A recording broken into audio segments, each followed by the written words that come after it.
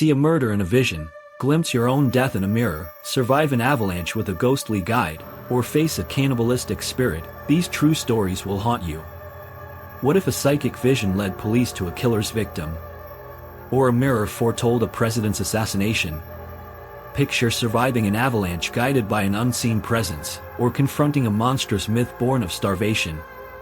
These aren't fantasies, they're real events that challenge reality itself. Explore 4 chilling tales: Eda Louise Smith's uncanny vision, Abraham Lincoln's eerie Omen, James Seier's miraculous survival, and the terrifying Wendigo legend. Brace for mysteries that blur the line between the possible and the impossible. The Eda Louise Smith case, the psychic vision of a murder. Eda Louise Smith's name will forever be associated with one of the most mysterious murder cases in modern history. On December 21, 1980, the Los Angeles Police Department was stunned by an extraordinary sequence of events that would eventually reveal a psychological and paranormal twist.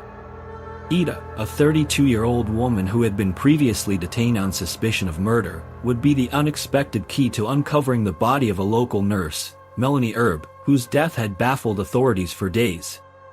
But what set Eda apart from typical suspects was not just her strange involvement, but her own astonishing claim: she had found the body not through investigation, but via psychic vision.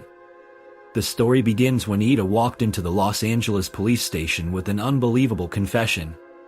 She was not a detective, nor had she been investigating the murder of Melanie Erb like the police, but she claimed to know exactly where the victim's body could be found. This alone was enough to make the officers suspicious. How could Eda, a civilian with no apparent connection to the crime, have knowledge that had eluded even seasoned investigators? Eda's eerie certainty pointed to a secluded area in Lopez Canyon, located about 25 miles from Los Angeles. Her only explanation? A sudden vision, an overwhelming flash of images in her mind, showing a dirt road, a bush, and a nurse's white shoe. Despite the implausibility of her story, the detective on duty had no choice but to take Eda's claim seriously. He immediately gathered his team to search the location she had identified. Remarkably, upon arriving at the spot, the team discovered Melanie's body in the exact area Eda had described, and it was evident that the woman had been brutally attacked. The discovery was nothing short of a shock, but it also created an unsettling dilemma for the police. Eda had led them to the body, but was she a witness or a participant in the crime? The situation grew more complicated when Eda's behavior was scrutinized further. She wasn't the nervous, remorseful person one might expect from someone involved in such a horrific discovery. In fact, she remained unnervingly calm throughout the investigation. She seemed strangely detached, almost as though she were playing a role. In an odd turn of events, during her questioning, Eda even mentioned that her story might be turned into a movie, as if the brutal crime and its grim discovery could somehow be transformed into entertainment. This comment raised more eyebrows, and the police captain, already suspicious, believed that she was seeking attention rather than showing remorse for finding a murdered woman. The idea that Eda might have had more to do with the murder than simply locating the body became a real concern for investigators. Days went by with no breakthrough in the case. Despite the initial excitement over Eda's dramatic discovery, there was still no solid evidence linking her to the crime. The investigation revealed that she had no criminal record, and while her knowledge of the body's location seemed uncanny, it didn't provide conclusive proof of her involvement in the murder itself. Eda had undergone an extensive interrogation and even a polygraph test, all of which came back inconclusive, leaving police with more questions than answers. Then, a surprising phone call came that would change everything. The call revealed that 3 men had been arrested and confessed to Melanie Erb's murder. They were caught bragging about the crime, and after some intense questioning, they admitted to beating and killing the nurse. With this new revelation, Eda was swiftly released from custody. She had been innocent all along, though her involvement in the case, her chillingly accurate description of the murder scene, remained unexplained. The police had no answer for how she knew where to find the body, but one thing was certain: her psychic vision had led them to a tragic truth. The final twist in this strange tale came several years later when Eda took legal action against the police for wrongful arrest. A jury ultimately sided with her, believing that Eda had indeed experienced a genuine psychic vision that led her to the discovery of Melanie's body. In the end, Eda's actions were seen not as an attempt to claim fame or manipulate the system but as the result of an unexplainable gift, or curse, that had thrust her into a terrifying situation. While she never pursued fame or profit from the story, her name would forever be tied to the case that blurred the lines between psychology, the paranormal, and the truth. As eerie as this case was, the resolution didn't completely dissolve the mystery surrounding Eda. Her story raised uncomfortable questions about the nature of psychic abilities, the boundaries of the human mind, and the ways in which the police handle strange, unexplainable events. Was Eda's vision a product of her own mind playing tricks on her, or was there something truly supernatural at work? Though the case was resolved with the conviction of the real killers, the psychological conflict left a lingering sense of wonder and unease. What could explain Eda's inexplicable knowledge of the crime scene, and how many other mysteries lie hidden, waiting for someone to uncover them? As we consider Eda's case, we are reminded that reality often surpasses fiction, and that the truth can sometimes be stranger than the most outlandish of stories. What if, in our own lives, there are moments that defy reason and reveal secrets we can't yet comprehend? The next chapter in our exploration of the unknown takes us into the realm of visions, premonitions, and the unexplainable. The Mirror Omen, Abraham Lincoln's unsettling vision. On a cold, crisp night in 1860, Abraham Lincoln found himself standing in front of a mirror in his modest Springfield home. After a long day of political victories and celebrations, the president was exhausted, but there was no way for him to know just how unsettling the next few moments would be. As he gazed at his reflection, Lincoln was struck by something that both horrified and puzzled him. Alongside his own reflection was another face. It wasn't exactly his, but it eerily resembled a corpse, a pale, lifeless face, staring back at him. Lincoln stood there, transfixed by the sight, his heart racing as he approached the mirror. He reached out, almost as if trying to touch the other face, but as he did, it vanished, leaving only his own reflection behind. He took a step back, his mind racing with confusion. Could he have been dreaming? Or had the weight of his recent victory caused him to see things? But as he sank back onto the couch, his mind still spinning, he glanced over once more at the mirror. To his shock, the faces were there again, the reflection of himself, and once more, that haunting visage of a dead man. This time, there was no mistake. The face was unmistakably that of a corpse, and it lingered, staring at him with a cold, impassive expression. Lincoln, deeply disturbed, rushed into the bedroom to confide in his wife, Mary Todd Lincoln. She, a devout spiritualist, had long been attuned to the mystical and the paranormal. Lincoln, ever the skeptic, had never paid much attention to these beliefs, but in his moment of fear and confusion, he sought her counsel. When he explained what he had seen in the mirror, Mary's face turned pale, and she looked at him with an expression of deep concern. After a long pause, she spoke, her voice trembling. "This is a death omen, Abraham. The vision you saw means you will serve honorably in the office you just won, but you will not survive a second term." Lincoln, ever rational, immediately dismissed the idea.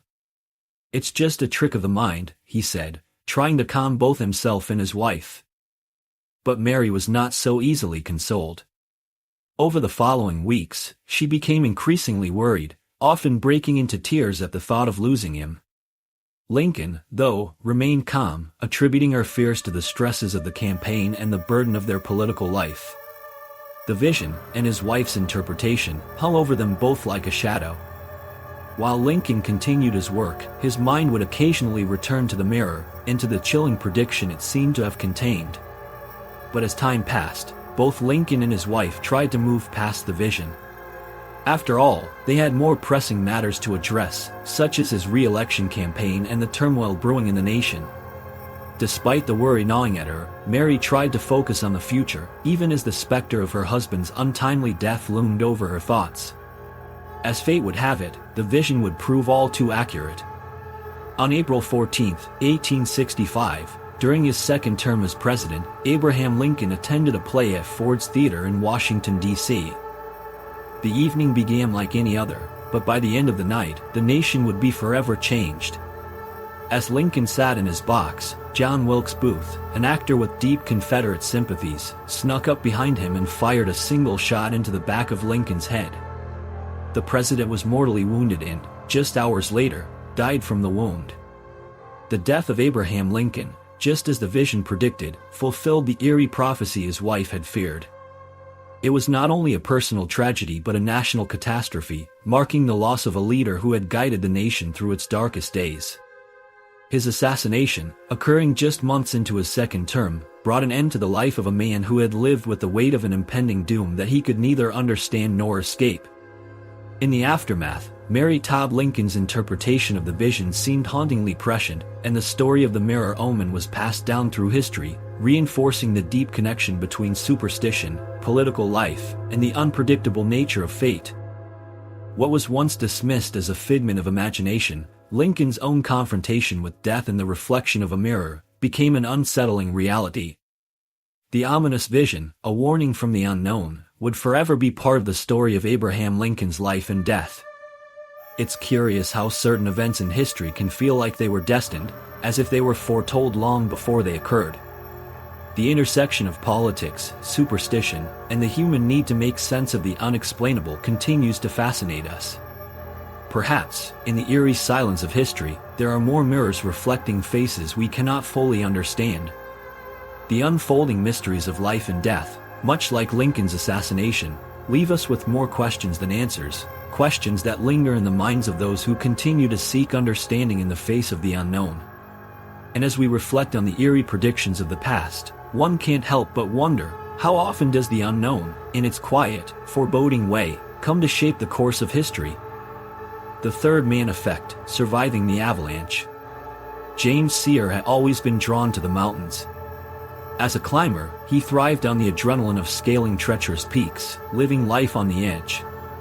His ultimate challenge came when he and his close friend, Richard Whitmore, decided to tackle Mount Deltaform in the Canadian Rockies, a daunting 11,000-foot tall peak that had claimed many adventurers before them. The two men were prepared, seasoned climbers with years of experience, but nothing could have prepared them for the disaster that was about to unfold. The morning began like any other in the mountains. The snow was thick, the air thin, and the sky was a pale blue, untouched by clouds. As James and Richard ascended, they marveled at the pristine beauty of the wilderness around them, the vast expanse of white stretching as far as the eye could see. They felt invincible, knowing they had trained for this moment. But nature has a way of humbling the most prepared, and on that fateful day, it was no different. The first crack in the mountain came without warning, a rumble, followed by the deafening roar of snow cascading down the slope. The avalanche had begun. James's world turned upside down in an instant. He felt the force of the snow rushing at him, a powerful wave that carried him and Richard down the mountain at a terrifying speed. The ground beneath him seemed to disappear, and he was plunged into a chaotic, white void. The next moments were a blur of pain, fear, and darkness. James and Richard were hurled down the mountainside, tumbling like ragdolls. The snow pressed down on James with crushing force. His body slammed into rocks, and then everything went black. When James finally regained consciousness, it was as though he had been buried alive. His body was covered in snow, and the cold seeped into his bones. He could barely breathe, every inhalation coming with excruciating pain as if his chest might explode. He felt a sharp, biting agony in his limbs, and when he attempted to move, his body screamed in protest. His arms, broken and battered, were not responding. His mouth filled with the taste of blood, and when he tried to spit, fragments of teeth followed. Panic set in. His mind raced to make sense of his surroundings. Was he alive? Was Richard with him? What had happened? As he struggled to comprehend the situation, James's eyes scanned the desolate landscape. He saw a towering, snow-covered mountain in the distance but couldn't recognize it.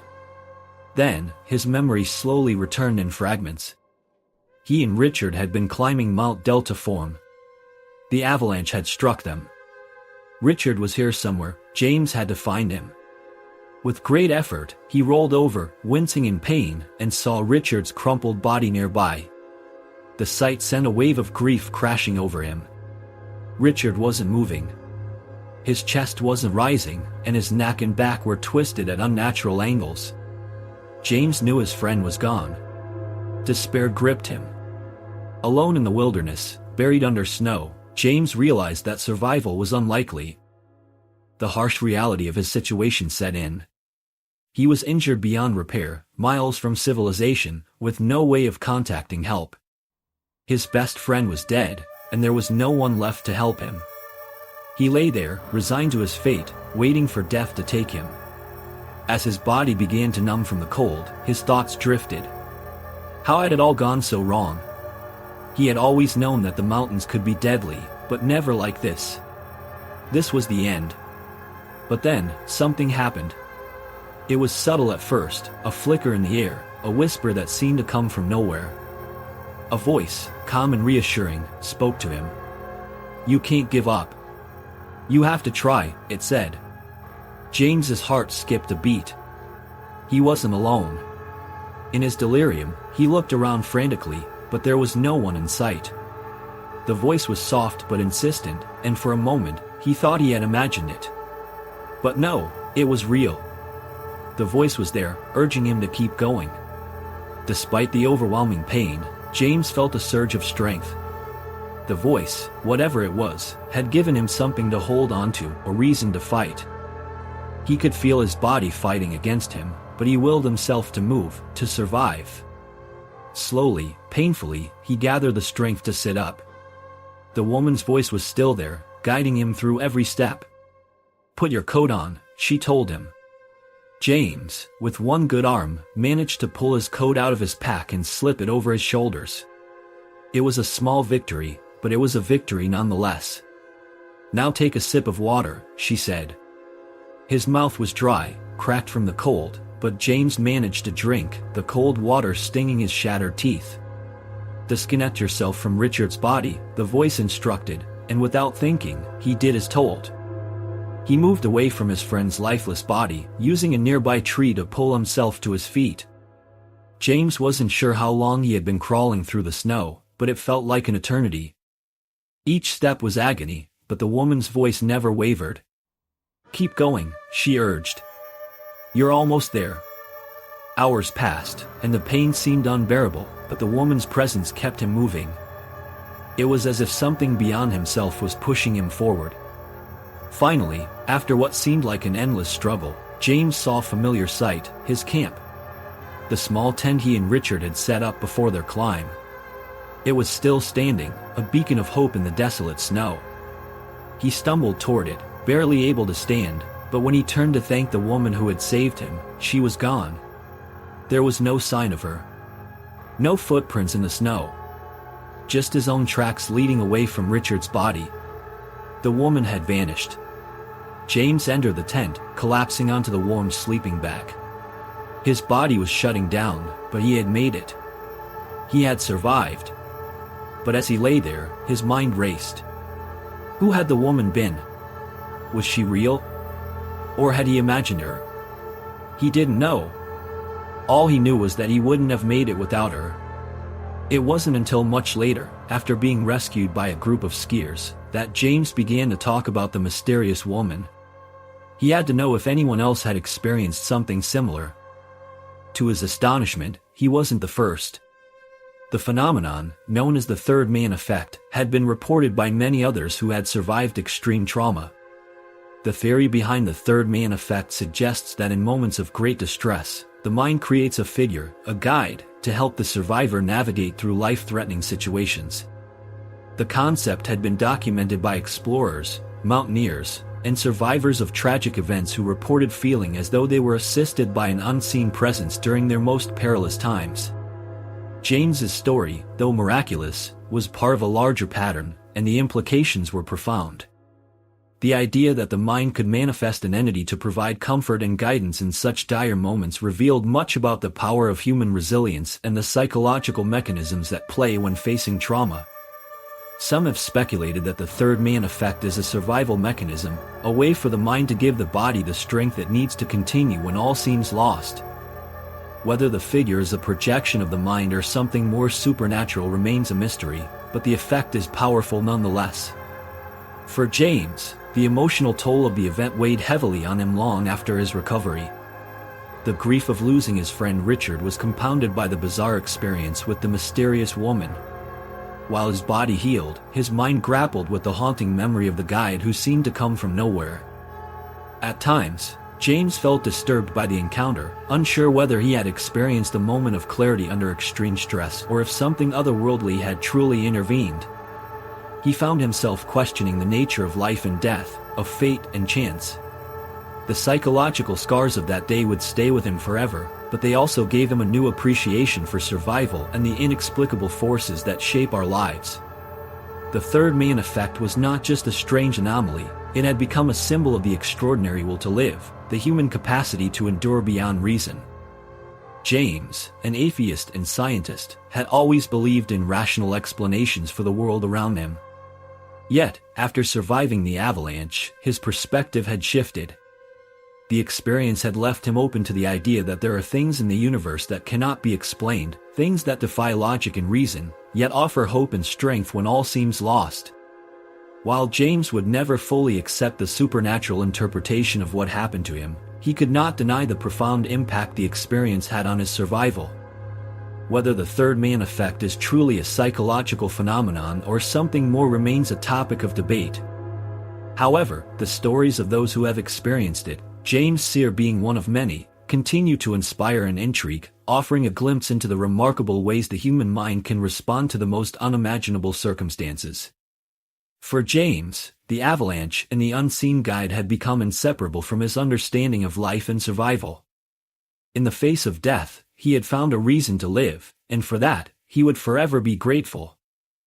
The Wendigo, folklore meets horror. The Wendigo is a mythological figure originating from the Algonquian-speaking peoples of North America, including the Ojibwe, Cree, and Saulteaux. It is commonly depicted as a malevolent, cannibalistic spirit associated with winter, cold, famine, and starvation. Over the centuries, the Wendigo has transcended its roots in indigenous folklore to become an iconic figure in horror literature and popular culture. Its terrifying characteristics, particularly its insatiable hunger and ghastly appearance, make it a perfect fit for modern horror stories that delve into the supernatural and psychological realms. In traditional lore, the Wendigo is often described as a giant, humanoid creature with a heart of ice. It is said to grow in proportion to the amount of human flesh it consumes, embodying insatiable greed and gluttony. Some stories suggest that humans who resorted to cannibalism during times of famine could become Wendigos themselves, cursed to perpetually crave human flesh. This transformation is both a punishment and a fate worse than death, as it represents a loss of humanity and a descent into madness driven by an insatiable hunger. The Wendigo is not merely a monster, it is a symbol of the dangers that arise when individuals give in to their basest instincts for survival, forsaking their morality in the process. It serves as a warning about the consequences of unchecked desperation and the loss of control over one's actions. Wendigo psychosis is a term used in psychiatry to describe a culture-bound syndrome characterized by an intense craving for human flesh and a fear of becoming a cannibal. Historical accounts from the 17th century describe instances where individuals, under extreme stress or starvation, exhibited symptoms of this condition.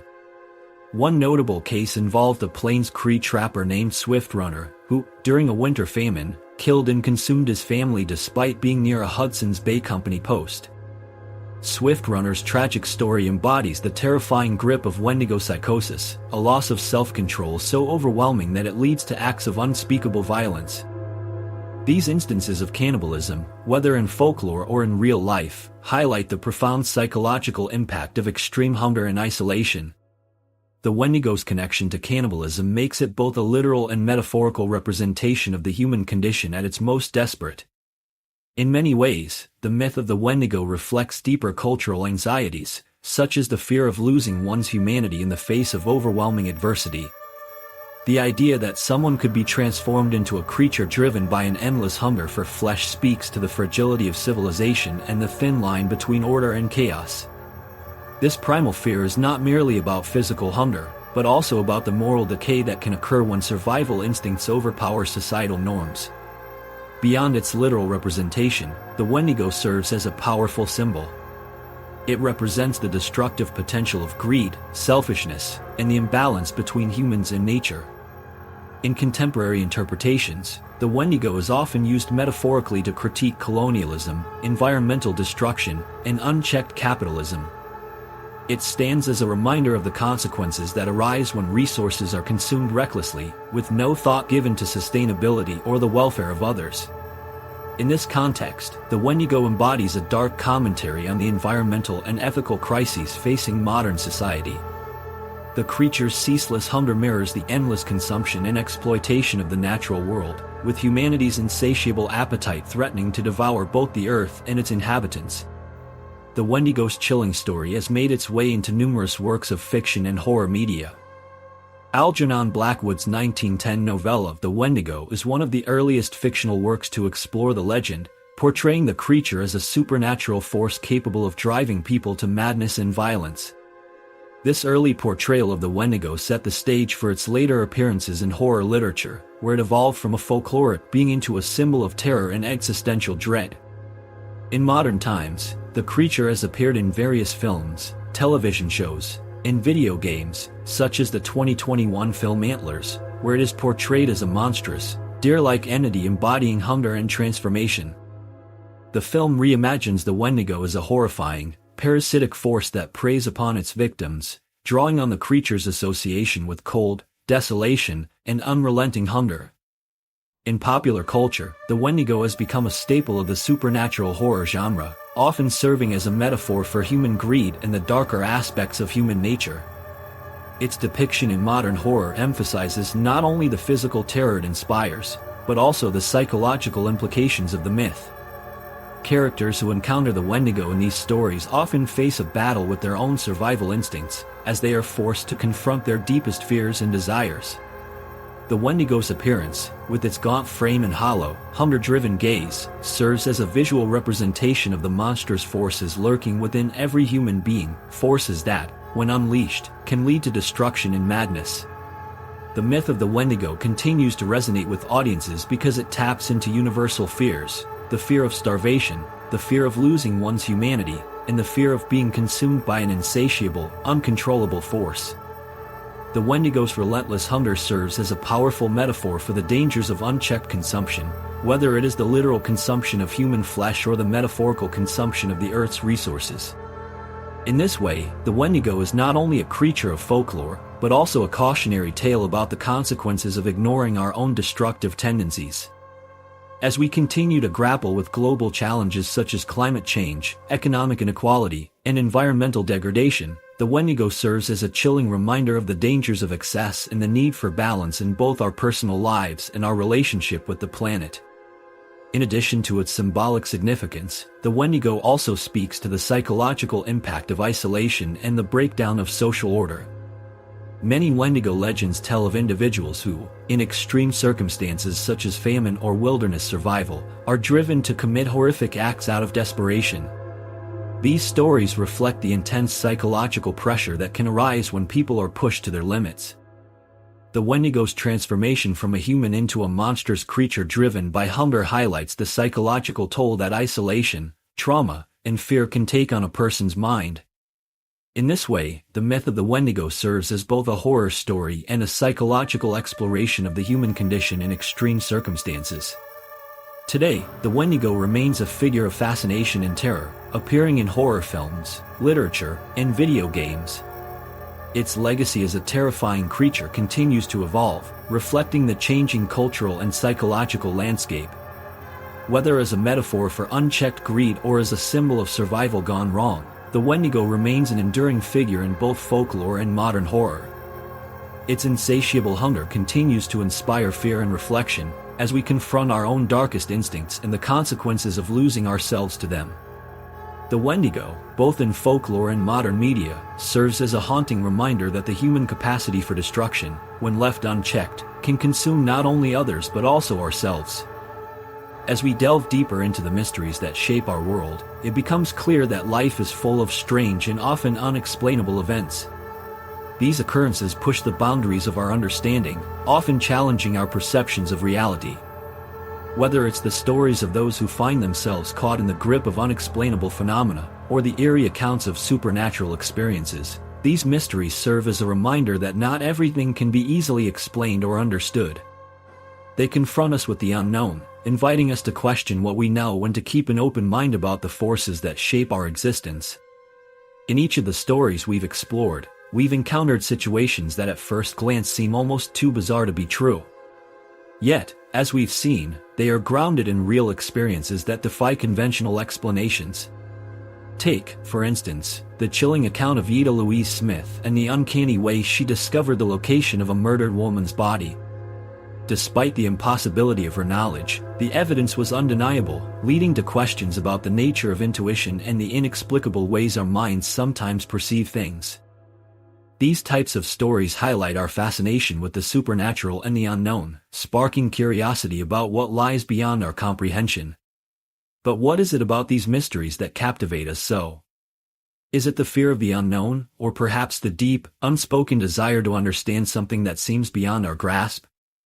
It's easy to dismiss these events as coincidences or the workings of an overactive imagination, but what if there's something more?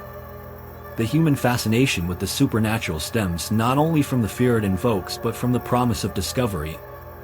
These mysteries remind us that there are layers to reality that we may never fully grasp, and that's precisely what makes them so compelling. The emotional and psychological impact of these stories cannot be understated. For those who have experienced strange, unexplainable events, the psychological weight can be profound.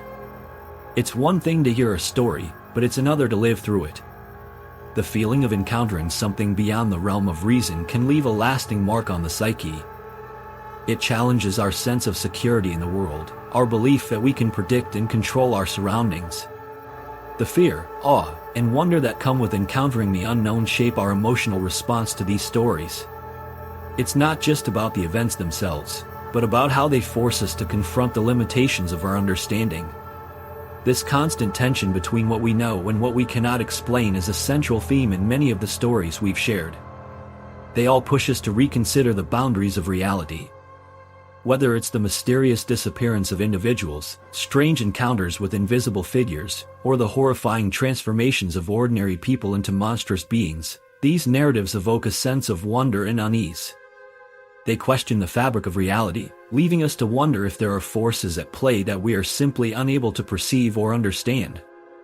At the heart of these tales is the encouragement to keep an open mind. It's easy to dismiss what we don't understand as fantasy or illusion, but the unknown often holds more significance than we are willing to acknowledge. By embracing these mysteries, we open ourselves to the possibility that there is more to life than we can see, and that there are truths about the world that are yet to be uncovered. There is a profound value in cultivating curiosity about the unexplained. Life is unpredictable, and while it's natural to seek answers, sometimes the answers are not immediately available. The key lies in being open to the possibility that some things may never be fully understood, and that's okay. There is beauty in the mystery, in the thrill of not knowing, and in the realization that our world is far more complex than we could have imagined. By maintaining an open mind, we allow ourselves to explore these mysteries without judgment or skepticism, embracing the possibility of discovery with a sense of awe and wonder. Ultimately, the unsolvable mysteries of life are a reflection of the larger mysteries of existence itself. They remind us that, despite our best efforts to understand everything, there will always be unknowns that elude us. Instead of fearing these unknowns, we can choose to embrace them, allowing them to enrich our lives and broaden our perspectives. The strange, the supernatural, and the inexplicable are not just sources of fear, but opportunities to expand our understanding of what is possible in the world.